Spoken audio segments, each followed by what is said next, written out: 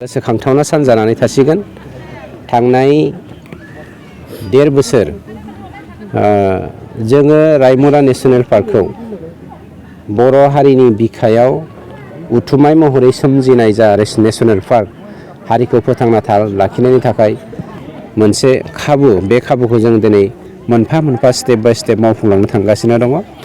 आरो बेवहाय जोंनि लकेल प्रिन्स एरियानि जाय NGOफोर दङ बिथांमोनखौ आं गिबियावनो गोरबोनिफ्राय हामबाय होननानै बुंदों। मानोना बिथांमोननि जा इनिशिएटिभ बेयो खोब बाख्नायथावना। दिनैनि जा कारालफोर मोनसे प्रग्राम, बे प्रग्रामाव बिथांमोना मेइन भुमिकाखौ लादों बा बिथांमोनानो मेइन दैदेनदों।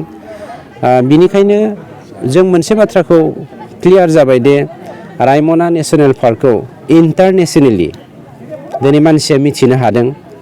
आरो बे रायमना नेशनेल पार्कनि गेजेरजों जोङो रायमना नेशनेल पार्कल' नङा, जोंनियाव मोननै नेशनेल पार्क, मोननै वाइल्ड लाइफ दङ।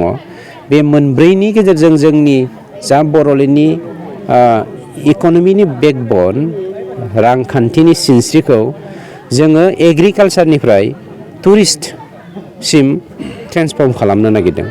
आरो बेवहाय रायजो राजानि सहाय नांगोन। आरो रायजो राजाया दिनै रायमना ओनसोलनि रायजो राजाया दिनै आवगायबोदों। आरो जोंनि थांनाय समनि जा खोमानानै लानांनाय बेखौ जों दिनै बुरखांफिननो हानो थांगासिनो दङ।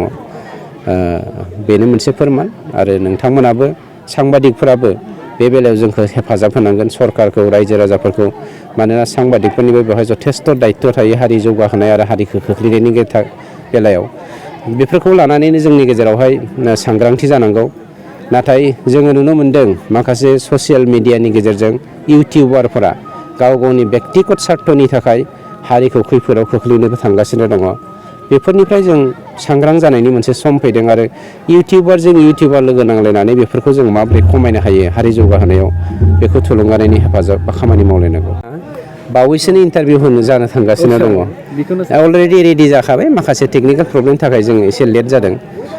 बे कनफार्म जोंनि गेजेरावहाय जेसेबां लेखा गोरों सेंग्रा सिख्लाफोर दङ, साख्रिया 3rd grade, 4th grade, 1st grade, 2nd ग्रेडनि खोथा गैया। जिखुनु साख्रियानो गावनि थाखाय आंगो। आरो खामानि मावनायाबो मोनसे साख्रि, हालेवनायाबो मोनसे साख्रि। खिन्थु बेवहाय डिफारेन्सा जादों जोङो माने सरकारि साख्रि, कम्पानिनि साख्रि, न'खरनि साख्रि बेफोरबायदि रानलायना लायो। ओंखायनो जोंनियाव BTR सरकारनि सिङाव जेसेबां पस्ट खालि दङ बेखौ जों बावैसोनो आबुं खालामनो थांगासिनो दङ।